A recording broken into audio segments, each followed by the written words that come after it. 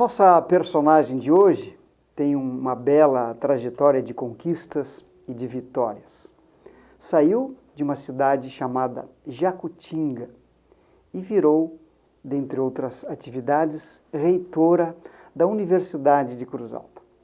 Nossa personagem de hoje, professora reitora Patrícia Bianchi. Professora, essa caminhada toda, a senhora faria de novo? Com certeza. Eu sempre tive a clareza de que queria ser professora, né? Talvez não estivesse hoje como reitora, mas com certeza estaria dando aula, né? Isso eu tenho claro que é o caminho que eu escolheria, sem sombra de dúvidas, né? O fato de ser reitora mudou, por exemplo, assim, a sua ideia também da educação? Sim.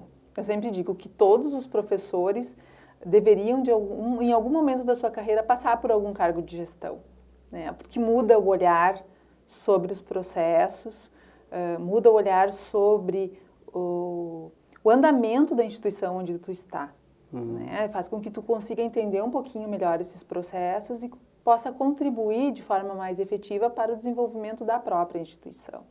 Porque estar na gestão, além de ser extremamente desafiador, é um processo de aprendizado fantástico, porque todo dia nós estamos aprendendo. Porque são conflitos, você está trabalhando com muitas pessoas, com muitas ideias, com uma universalidade de ideias, e você tem que conseguir trabalhar com todas essas questões dentro da instituição, de forma que isso possa ocorrer de forma harmônica. Claro. Agora, como é que a senhora administra, por exemplo, o glamour do cargo? Porque o fato de ser reitora tem toda, enfim, essa solenidade ao entorno, né, da função. Como é que se trata disto? Olha, Veríssimo, eu não consigo ver isso muito com essa questão de glamour, assim. Eu acho que o cargo ele vem Mas as pessoas glamorizam isso, né? Enxergam enfim, na figura da reitoria um glamour. Mas eu acho que quando a gente se dá conta da responsabilidade que vem com o cargo, né, essas questões ficam em segundo plano. Para a gente isso não muda muito, né, o nosso dia a dia. Eu procuro levar da melhor forma. As pessoas que me conhecem sabem que nada mudou meu jeito de ser, né? Acho que isso é o mais importante. E que eu estou reitora, que logo, logo não serei mais reitora, né? Continuarei sendo a Patrícia. E então isso a gente tem que ter a clareza disso, que é um processo, é um cargo que tu vai passar, né? E que tu tem que tirar disso as maiores possibilidades assim, em termos de crescimento mesmo, como eu dizia antes. O que o cargo me traz, assim, que é pelo cargo? A possibilidade das relações, dos encontros, das trocas, né? Que talvez, enquanto apenas professora, eu não teria essa oportunidade. Claro, ele abre portas. Abre portas nesse sentido, né? Hoje a gente tem um relacionamento muito bom com reitores de todas as instituições do Rio Grande do Sul, muitas do país. Isso permite com que essa troca de informações, de experiências. Nós viajamos agora, fizemos uma missão no ano passado para Portugal, um grupo de reitores, e isso é muito bacana, porque você faz amizades muito legais, mas você aprende muito com as pessoas, né? E traz modelos para a instituição. Então, nesse ponto é muito bacana. Claro. É uma experiência muito, muito legal. Agora, tu és uma reitora jovem, muito jovem. Tem algum tipo de dificuldade nesse sentido? Das pessoas olharem, olha, essa reitora é muito jovem, enfim. Tu percebes algo nesse sentido ou isso não atrapalha? Olha, eu não sei se é só a questão de ser jovem, mas também talvez a questão de ser mulher, né? Não é o caso da nossa instituição. E aí são as duas coisas, jovem e mulher. A gente já teve várias reitoras mulheres na instituição, né? Então, isso, para a nossa instituição, isso não é tão forte. Mas talvez no histórico tu és a mais jovem de todas. Sim.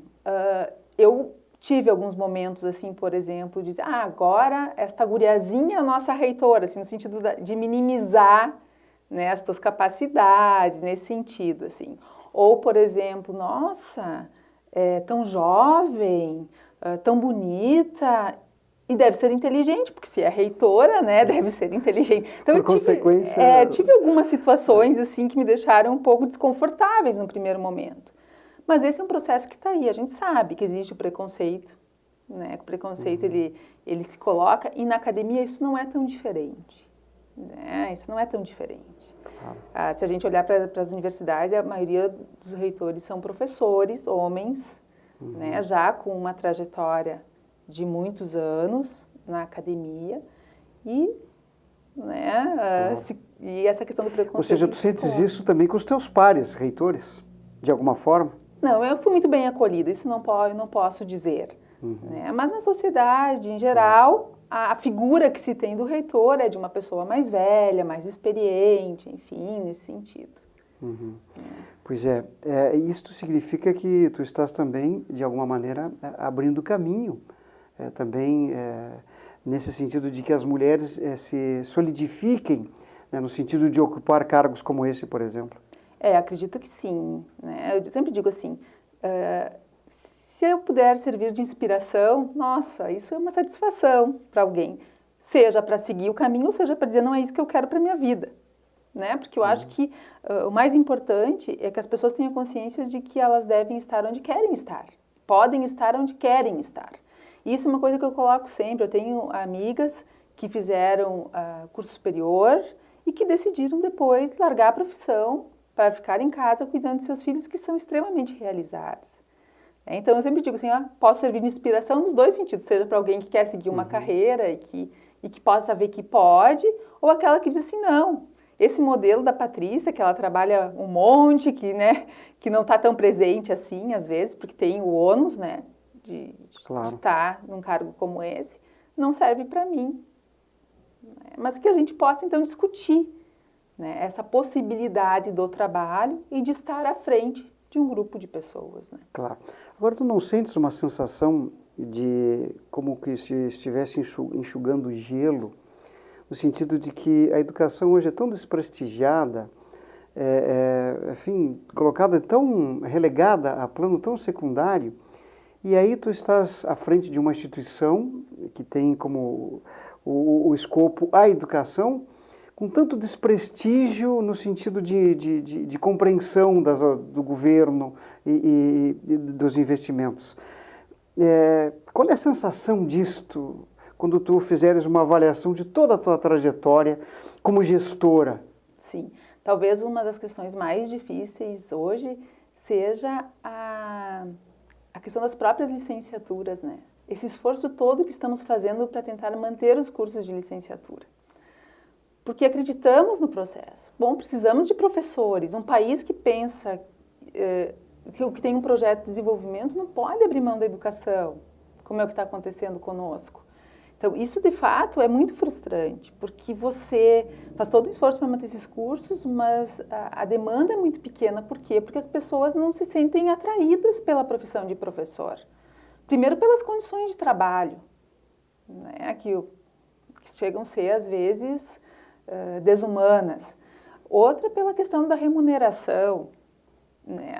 Ser professor já teve um status na sociedade, teve um respeito da sociedade. Hoje a gente vê que isso já não é mais assim. Então a gente percebe isso diretamente na procura pelos cursos de licenciatura. Não sei como vai ser daqui a algum tempo, professores de matemática, de química, de física, enfim, se teremos. Por quê? Porque não há mais a procura por esses cursos. Então, é frustrante nesse sentido.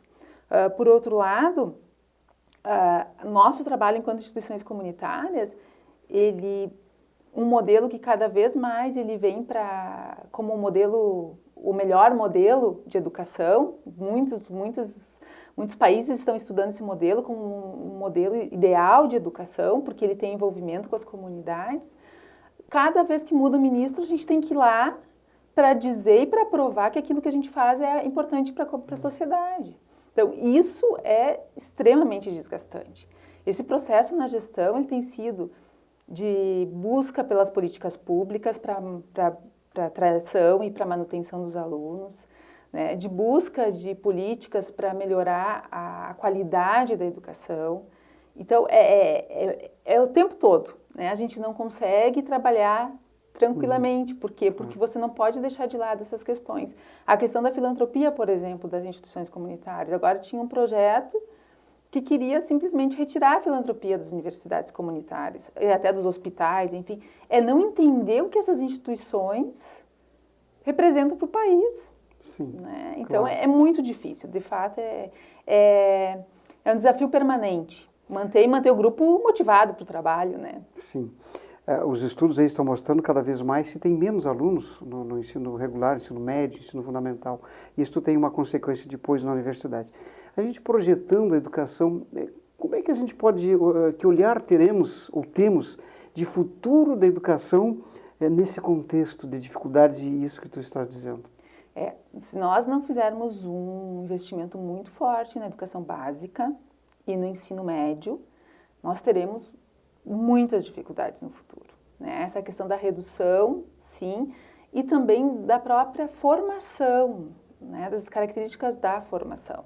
O que a gente percebe hoje é um jovem que chega com muitas defasagens na universidade, a gente tem que fazer uma série de cursos, enfim, para dar conta, né, das lacunas que vêm do ensino médio, e a questão também da evasão no ensino médio, que é muito grande. Né? Hoje nós temos aí 18%, 19% dos jovens entre 18 e 24 anos na faculdade. É muito pouco para um país que quer se desenvolver. Então é preciso ter esse olhar muito atento para o fundamental e o ensino médio, para que a gente possa fortalecer o ensino superior. Claro. Como professora, como reitora, como é que tu enxergas o jovem hoje? Que tem todos os interesses, por exemplo, nessa questão da tecnologia, né? O interesse dele é todo na tecnologia, internet, Face, WhatsApp, essa coisa toda. E ainda uma questão social gravíssima que o jovem leva para a universidade hoje, a questão do consumo da droga. Como é que se percebe, se trata disso? Porque são dois desafios. Eu gosto muito de uma frase, uso muito nas minhas falas, uma frase do Saramago, que ele usa no prefácio do livro Ensaio sobre a Cegueira, que ele diz assim: se puder olhar, vê, se puder ver, repare. E eu gosto muito disso porque é a questão do olhar para o aluno e reparar no aluno, reparar nos jovens que estão conosco, né? Essa é uma questão. O que a gente percebe hoje? Que está tudo muito rápido, né? É tudo muito, se usa muito a tecnologia, mas de forma muito superficial. Quando você traz o aluno para trabalhar com as tecnologias de forma mais profunda, às vezes o aluno tem dificuldade de fazer esse processo. Agora, trabalhar com o aluno da forma como nós trabalhávamos há 5 a 10 anos atrás já não cabe mais. Hoje é necessário que se utilize novas metodologias mais ativas, onde os alunos sejam mais protagonistas da produção do conhecimento do que simplesmente, como dizia o Paulo Freire, né, a educação bancária, né, onde simplesmente você vai lá e deposita conteúdos, né, e o aluno vai aprendendo, que a gente sabe que o processo de aprendizagem não é assim. Então, hoje, as próprias universidades, os professores estão muito mais conscientes de que precisam mudar a sua forma de trabalhar, apesar de nós não termos sido formados assim. Então, esse é um desafio para nós, enquanto professores. Mas nós precisamos reparar nos nossos alunos e olhar para eles de uma forma diferente, porque eles estão diferentes. E a questão das drogas é uma questão que está aí, né? A gente não pode fechar os olhos para isso, né? A gente faz campanhas regulares de conscientização. Quando a gente percebe algum problema, nós temos o nosso setor de atendimento aos alunos, fizemos encaminhamentos. Temos na cidade, além da questão das drogas, a questão do álcool, a questão das doenças sexualmente transmissíveis, temos níveis altíssimos e que precisamos trabalhar todos esses pontos dentro da universidade. Nós precisamos ter um olhar amplo para os nossos jovens e precisamos fazer esse papel, né, da formação do cidadão na sua completude. Claro. Tu és fisioterapeuta de formação, né? Fisioterapia ainda tem espaço na tua atividade? Olha, se eu tiver que voltar a ser fisioterapeuta, acho que vou ter que voltar para os bancos acadêmicos, porque já não me considero mais fisioterapeuta pelo tempo que já não estou mais atuando. Eu saí da clínica em 2001, né, e não mais retornei para atendimento. Então, hoje eu digo que já caducou meu curso de fisioterapia, né?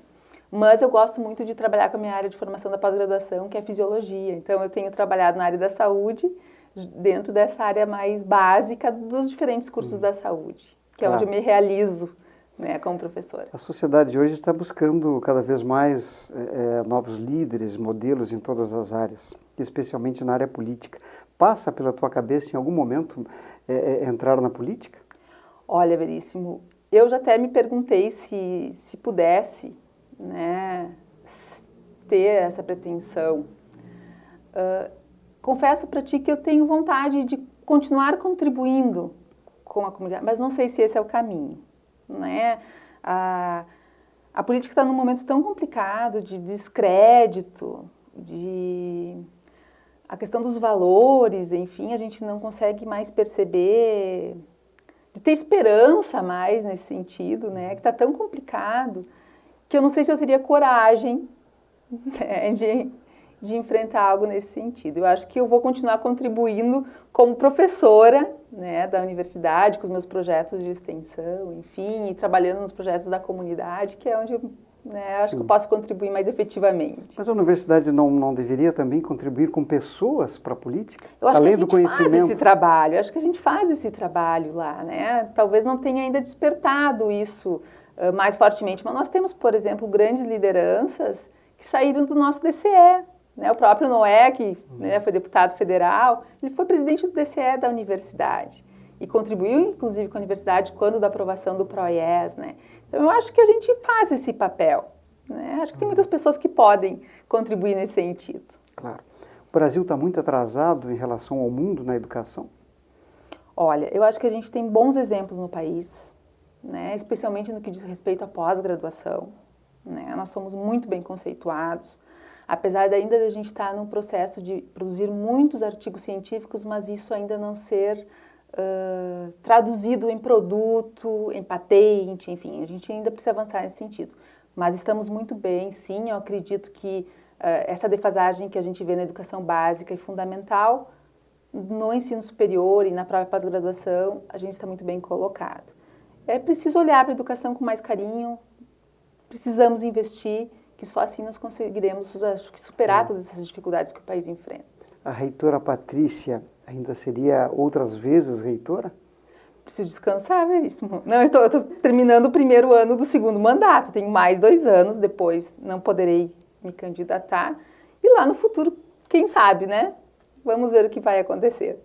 Tá bem. Obrigado. Professora Patrícia Bianchi, reitora da Universidade de Cruz Alta, foi a nossa personagem de hoje. Até a próxima.